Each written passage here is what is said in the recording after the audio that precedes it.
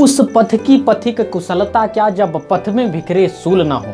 उस पथ की पथिक कुशलता क्या जब पथ में बिखरे सूल ना हो। नाविक की धैर्य परीक्षा क्या जब धारा ही प्रतिकूल ना हो। तो hi friends, I am Kailash and आप देख रहे हैं फास्ट ट्रैक रिवीजन। आज हम लोग फिर से एक बार केमिस्ट्री का मोस्ट इंपॉर्टेंट टॉपिक पढ़ने वाले हैं, जिससे आपके बोर्ड एग्जाम में कम से कम 2 नंबर का और अधिक से अधिक 5 नंबर का आना ही आना है। तो इस वीडियो को आपको कंप्लीटली वॉच करना है, यानी देखना है। अगर कंप्लीटली आप लोग देख लेते हैं तो आपको 2 से 5 नंबर कोई रोक नहीं पाएगा। तो आज हम लोग पढ़ेंगे उप सहसंयोजक यौगिक, उसके बारे में हम लोग जनरल चीजें पढ़ेंगे और इसके बाद उप सहसंयोजक यौगिक का IUPAC नामकरण करेंगे, जो कि बहुत ही इंपॉर्टेंट है आपके परीक्षा की दृष्टि से। तो चलिए शुरू करते हैं। तो सबसे पहले चैप्टर पढ़ने से पहले हम लोग जान लेते हैं कि उप सहसंयोजक यौगिक होते क्या हैं।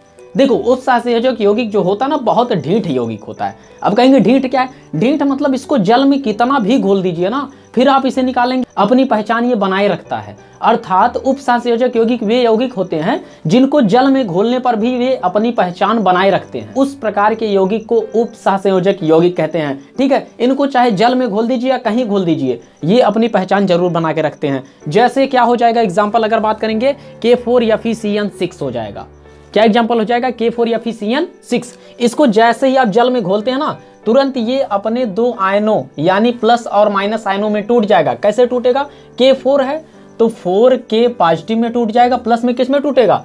प्लस टूट जाएगा FeCN6 4 नेगेटिव में टूटेगा, क्योंकि यहाँ पे 4 पॉजिटिव है तो कितना नेगेटिव होगा? 4 नेगेटिव भी होगा। अगर हम बात करें तो ये होता है धनायन और ये होता है ऋणायन। जो बड़े ब्रैकेट में लिखा जाता है उसे हम लोग संकर आयन बोलते हैं या उप सहसंयोजक आयन बोलते हैं। ठीक है, यह उप सहसंयोजक आयन जल में नहीं टूटता है, अर्थात जल में भी अपनी पहचान बनाए रखता है। इसलिए हमने डिफिनेशन में ही बता दिया था कि उप सहसंयोजक यौगिक वे यौगिक होते हैं जो जलीय विलयन में भी अपनी पहचान बना के रखते हैं। ठीक है, चलिए ऐसे ही जान लेते हैं कि धातु परमाणु क्या होता है। धातु परमाणु जानने से पहले हम लोग चलते हैं फिर से एक बार उप सहसंयोजक यौगिक पे, थोड़ी सी बातें और सीख लेते हैं। उप सहसंयोजक यौगिक में जो पहला परमाणु लिखा होता है वह होता है धन परमाणु। ठीक है, और जो छोटे ब्रैकेट में लिखा जाता है ना, उसे हम लोग कहते हैं लिगैंड। जो भी परमाणु उप सहसंयोजक यौगिक में छोटे ब्रैकेट में लिखा होता है उसे हम लोग क्या कहते हैं? लिगैंड कहते हैं। और लिगैंड के पहले एक कोई धातु लिखा होगा जिसे हम लोग कहते हैं धातु परमाणु। तो पहचानना सीख लो, जो छोटे ब्रैकेट में रहेगा उसे हम लोग लिगैंड कहेंगे। लिगैंड के बगल में एक धातु लिखा होगा जिसे हम लोग क्या कहते हैं? केंद्रीय धातु परमाणु कहते हैं। तो चलिए देख लेते हैं डिफिनेशन धातु परमाणु या फिर केंद्रीय धातु परमाणु का। तो केंद्रीय धातु परमाणु उप सहसंयोजक यौगिक में उपस्थित वह परमाणु होता है जो किसी अन्य परमाणु से इलेक्ट्रॉन युग्म को ग्रहण करता है। पहले ध्यान देना, इलेक्ट्रॉन युग्म को ग्रहण करता है, जो किसी दूसरे परमाणु से इलेक्ट्रॉन युग्म को ग्रहण करके और उसके साथ उप सहसंयोजक बंध के द्वारा जुड़ जाता है। आप लोग जानते होंगे कि जब कोई एक परमाणु दूसरे परमाणु को इलेक्ट्रॉन युग्म देता है तब दोनों परमाणुओं के बीच में उप सहसंयोजक बंध बन जाता है। ठीक है, उप सहसंयोजक बंध बनने के कारण ही इस प्रकार के यौगिक को उप सहसंयोजक यौगिक कहते हैं। तो धातु परमाणु समझ में आ गया। जैसे कि अगर बात करेंगे हम लोग धातु परमाणु की, तो हमने पहले ही बता दिया K4FeCN6 में Fe क्या होगा?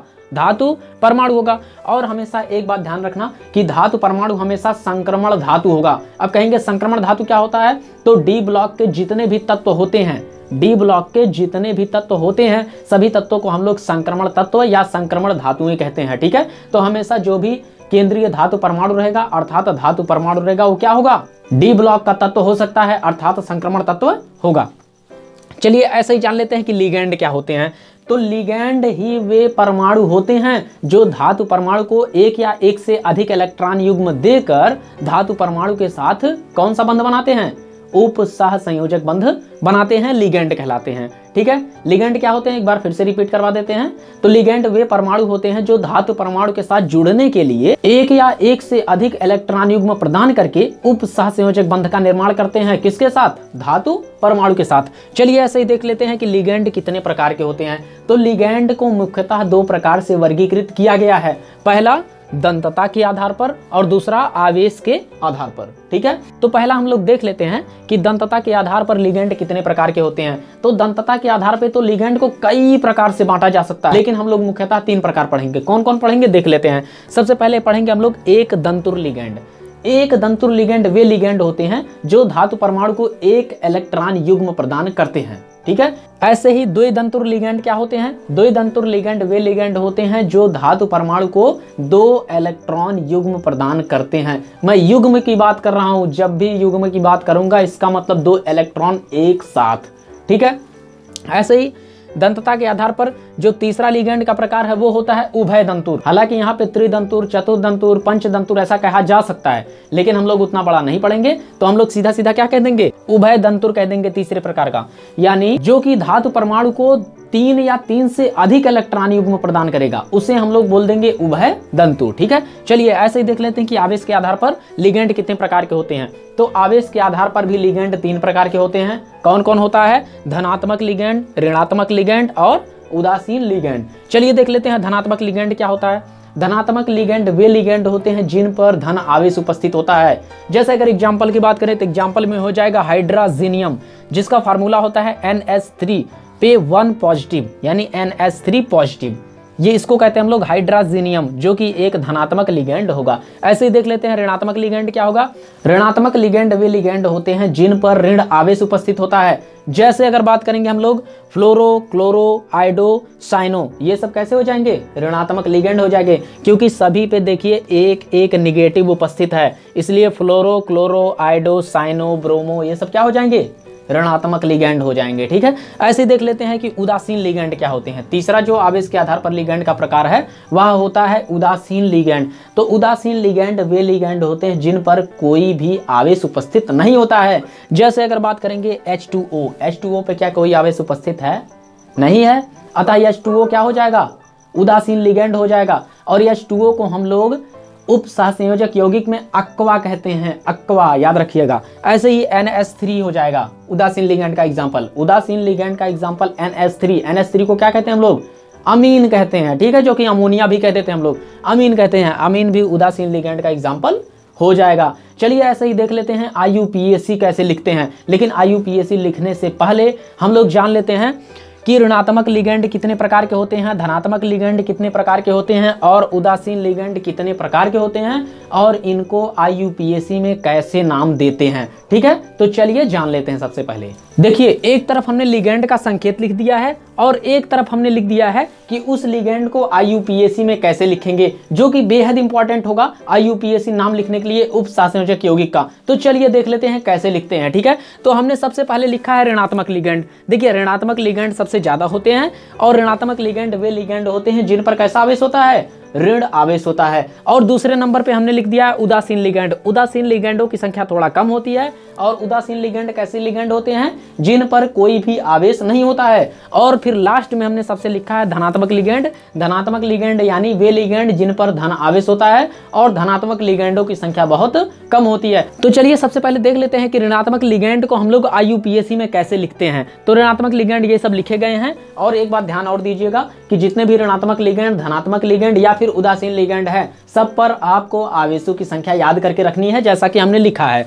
Cl निगेटिव को IUPAC में क्लोराइडो कहते हैं, F निगेटिव को fluorido, I negative iodido, OH negative hydroxo, O2 negative, ध्यान दीजिएगा ऑक्सीजन पे 2 निगेटिव होता है। ठीक है, अगर O2 निगेटिव लिखा है तो ऑक्सो, Cn निगेटिव साइनो कहते हैं उसे। IUPAC में याद करके रखिएगा, जितना बोल रहे हैं इसको चाहे आपको 10 बार सुनना पड़े, लेकिन याद करके रखना पड़ेगा, तभी आप IUPAC कर पाएंगे। ठीक है, चलिए ऐसे ही C2O4 को ऑक्सिलेटो कहते हैं, SO4 2 निगेटिव को सल्फेटो कहते हैं, CH3COO निगेटिव को एसीटो कहते हैं। ठीक है, चलिए इसी क्रम में और देख लेते हैं कि SO3 2 निगेटिव को सल्फाइटो कहते हैं, ऐसे ही S2 निगेटिव को सल्फाइडो कहते हैं। ठीक है, लिखा हुआ है स्क्रीन पे, आप लोग वहां से स्क्रीनशॉट लेके याद भी कर सकते हैं, और मैं बोल रहा हूं एक बार सुन के भी आप लोग याद कर सकते हैं। इसी क्रम में चलिए देख लेते हैं NO3 निगेटिव अगर लिखा रहे तो नाइट्रेटो उसे लिखेंगे IUPAC में उप सहसंयोजक यौगिक के, और ऐसे ही NO2 निगेटिव अगर लिखा है तो नाइट्रो से लिख देंगे। ऐसे ही CO3 निगेटिव लिखा है तो कार्बोनेटो लिख देंगे। मेरे हिसाब से निगेटिव यानी ऋणात्मक लिगेंड का नाम आपको लिखना आ गया होगा कि ऋणात्मक लिगेंड का IUPAC में नाम कैसे लिखते हैं। चलिए इसी क्रम में देख लेते हैं कि उदासीन लिगेंड का आईयूपीएसी में नाम कैसे लिखते हैं। तो सबसे पहला उदासीन लिगेंड है CO। CO को कार्बोनिल लिखते हैं आईयूपीएसी में। C2H5N को पिरिडिन लिखते हैं, आप लोग जानते होंगे। ऐसे ही H2O को आईयूपीएसी में एक्वा कहते हैं। किसके आईयूपीएसी में? उप सहसंयोजक यौगिक के आईयूपीएसी में। ऐसे ही NH3 को एमीन कहते हैं, ठीक है। NO को नाइट्रोसिल कहते हैं, याद करके रखिएगा। चलिए ऐसे ही देख लेते हैं कि धनात्मक लिगेंड का आईयूपीएसी नाम कैसे लिखते हैं। तो NO2 पॉजिटिव अगर हो तो नाइट्रोइयम कहते हैं उसे, नाइट्रोइयम, ठीक है। ऐसे ही NH2 हो या फिर NH3 पॉजिटिव हो तो उसे हाइड्राजीनियम कहते हैं। तो आशा करते हैं आपको ये सब समझ में आ गया होगा कि धनात्मक लिगेंड, ऋणात्मक लिगेंड और उदासीन लिगेंड का आईयूपीएसी में कैसे नाम देते हैं, ठीक है। हमने आज क्या क्या पढ़ा? सबसे पहले पढ़ा उप सहसंयोजक यौगिक क्या होते हैं। इसके बाद हमने देखा कि धातु परमाणु या केंद्रीय धातु परमाणु क्या होते हैं। इसके बाद हमने देखा कि लिगेंड क्या होते हैं और लिगेंडों का वर्गीकरण हमने पढ़ा। लिगेंड का वर्गीकरण हमने दो आधार पे पढ़ा। एक आधार क्या था? दंतता का आधार, और दूसरा आधार क्या था? आवेश का आधार। दंतता के आधार पे हमने लिगेंड को 3 प्रकार से बांटा था। कौन कौन थे? एक दंतुर लिगेंड, द्विदंतुर लिगेंड और उभय दंतुर लिगेंड, ठीक है। ऐसे ही आवेश के आधार पे भी लिगेंड 3 प्रकार के थे, धनावेशित लिगेंड, ऋणावेशित लिगेंड और उदासीन लिगेंड, ठीक है। इतना पढ़ने के बाद हमने लिगेंडों का आईयूपीएसी में नामकरण पढ़ लिया। तो आशा करते हैं आपको ये वीडियो समझ में आ गया होगा। इसके बाद हम लोग आईयूपीएसी लिखना सीखेंगे। अगर इसी वीडियो में हम आईयूपीएसी बताने का प्रयास करेंगे तो वीडियो बहुत ज़्यादा लंबी हो जाएगी, ठीक है। तो इसलिए हम लोग आईयूपीएसी नाम लिखना दूसरी वीडियो में सीखेंगे। तो इसलिए दूसरी वीडियो देखना मत भूलिएगा, क्योंकि ये वाला वीडियो देखने के बाद अगर आप लोग दूसरी वीडियो नहीं देखेंगे तो ये वाला वीडियो देखने का आपका कोई भी मतलब नहीं निकलेगा। तो दूसरे वीडियो का वेट करिएगा। मैक्सिमम 1 या 2 दिन में दूसरी वीडियो आ जाएगी आईयूपीएसी लिखने का तरीका, और उस वीडियो में पूरा का पूरा आईयूपीएसी आप उप सहसंयोजक यौगिक का लिख लेंगे। कोई ऐसा आईयूपीएसी नहीं हो उप सहसंयोजक यौगिक का जो कि आप नहीं कर पाएंगे, इस बात की गारंटी है।